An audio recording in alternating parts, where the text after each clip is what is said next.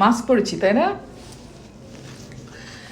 যে কোনো ধরনের দুর্বলতা, ঠান্ডা কাশি থাকুক না থাকুক, হাতে পায়ে ব্যথা, মাথায় ব্যথা, চোখে ব্যথা, দুর্বল ফিল করা, খেতে ইচ্ছা না করা, যে কোনো ধরনের এই ধরনের সিমটম যদি পাওয়া যায় কারোর মধ্যে, বাচ্চাদের বড়দের, তাহলে অবশ্যই অবশ্যই এমার্জেন্সিতে নিয়ে আসবেন এবং বাচ্চাকে চেক করাবেন অক্সিজেন স্যাচুরেশন, এবং অবশ্যই ফিজিশিয়ানের সাথে কথা বলতে হবে ওর কারেন্ট কন্ডিশন নিয়ে। কারণ কি, এখন আবার নতুন করে কোভিড পাওয়া যাচ্ছে এবং আমাদের অসতর্কতার জন্য কোনো বাচ্চা বা বড় কেউ যেন সিরিয়াস থ্রেটে না পড়ে, এই দিকটা খেয়াল রাখতে হবে। হ্যাঁ, আমরা আবার সবাই মিলে কোভিড যেরকম করে আমরা মোকাবেলা করেছিলাম সেই পথটা আবারও শুরু করি। আবার প্রিভিয়াসলি যেরকম আমরা প্রোটেক্টেড রেখেছিলাম নিজেদেরকে, যেভাবে বাংলাদেশকে বাঁচিয়েছিলাম, যে বাংলাদেশের মৃত্যুর হার আমরা কিন্তু কন্ট্রোলে নিয়ে এসেছিলাম আমাদের প্রোটেকশন ইকুইপমেন্টের মাধ্যমে। তার মধ্যে সবচেয়ে বড় ছিল মাস্ক, যেটা নাক থেকে থুতনি পর্যন্ত বন্ধ থাকবে এবং সাইড দিয়ে চাপানো থাকবে, just the way I were. তো এইভাবে করে মাস্ক পরবেন এবং অবশ্যই কাশি দেওয়ার সময়, হাঁচি দেওয়ার সময় মাস্কের ভিতরেই দিবেন, বাইরে না। আর হচ্ছে কথা বলার সময় এইভাবেই কথা বলবেন। একটু কষ্ট হবে, চশমা একটু যাদের ঘোলা হয়ে যায় মাস্কের ভিতরে একটা টিস্যু দিয়ে দিতে পারেন।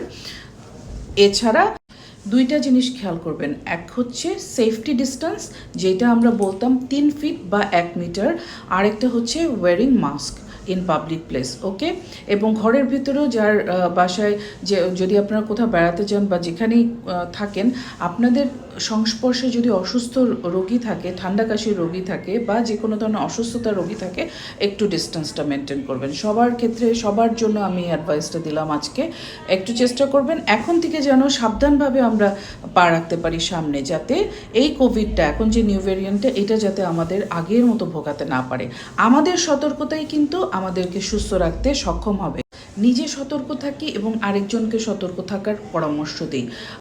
কোভিডের শিক্ষাগুলা 2020-এ আমরা যে শিক্ষাগুলো পেয়েছিলাম, সেই শিক্ষাগুলো আমরা আবার রিক্যাপ করি। কি কি জিনিস আমরা করেছিলাম, এখন তো কোভিড নিয়ে আমরা মোকাবিলা করতে সক্ষম আমি মনে করি। কারণ কোভিড থেকে বের হয়ে আসার জন্য আমরা কিন্তু সবার পজিশন থেকে আমরা ফাইট করেছি, অ্যান্ড উই ওন। তো সুতরাং সেই নলেজগুলো আবার রিক্যাপ করি এবং সেইভাবে করে নিজেদেরকে প্রোটেকশন রাখি এবং নিজেদের বাচ্চাদের, নিজেদের ফ্যামিলিদের, নিজেদের নেইবারহুডকে প্রোটেক্টেড থাকার জন্য হেল্প করি।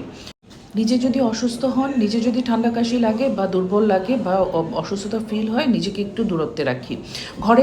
ঘরের ভিতরে মাস্ক পরি। ঘরে যে এল্ডার থাকে বা ইয়াঙ্গার থাকে তাদেরকে প্রোটেকশনের জন্য এবং নিজেদের পার্টনারদের প্রোটেকশনের জন্য অবশ্যই ঘরে মাস্ক পরি। এবং সেই মাস্ক কিন্তু কাপড়ের মাস্ক না, এই মাস্ক হবে।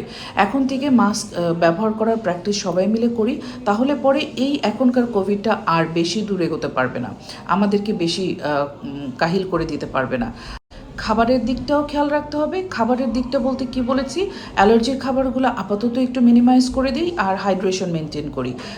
নিজেদেরকে হাইড্রেটেড রাখি এবং ফ্যামিলিকেও হাইড্রেটেড রাখি, কারণ আমাদের হাইড্রেশনই পারবে আমাদের রোগ প্রতিরোধ ক্ষমতা বাড়াতে। ইউরিনের কালার দেখে আমরা বুঝতে পারি হাইড্রেশন আমাদের মেনটেন হচ্ছে কিনা। প্রত্যেকে ইন্ডিভিজুয়ালি নিজেদের এবং ফ্যামিলি পার্সনদের হাইড্রেশন ঠিক আছে কিনা এটা খেয়ালে রাখি। Urine colour must be fresh. যদি ফ্রেশ কালার হয় তাহলে বুঝবেন আপনার শরীরে পর্যাপ্ত পরিমাণে পানি আপনি দিচ্ছেন। বাইরে থেকে এসে হাত ধুতে যেন আমাদের ভুল না হয়। বাইরে থেকে এসে যে কাপড়টা ছিল সেই কাপড়টা নিয়ে আমরা যেন ওয়াশরুমে চলে যাই, আমরা যেন চেঞ্জ করে আমরা যতটুকু সম্ভব অতটুকু প্রোটেকশনে যেন নিজেদেরকে রাখি এবং নিজেদের ফ্যামিলিদেরকে রাখি। তো সুতরাং এভাবে করে আমরা নিজেদেরকে কিন্তু প্রোটেক্টেড রাখতে পারি, বাকিটা আল্লাহ ভরসা। আমরা এভাবে আগাই, হলে আমরা আমাদের ফ্যামিলি সহ যদি সুস্থ রাখতে পারি, আমরাও বাংলাদেশকে সুস্থতার পথে খুব সহজে এগিয়ে নিয়ে যেতে পারবো। অনেক ভালো থাকবেন, সুস্থ থাকবেন নিজেদের ফ্যামিলি এবং বাচ্চাদের নিয়ে। খুদা হাফেজ।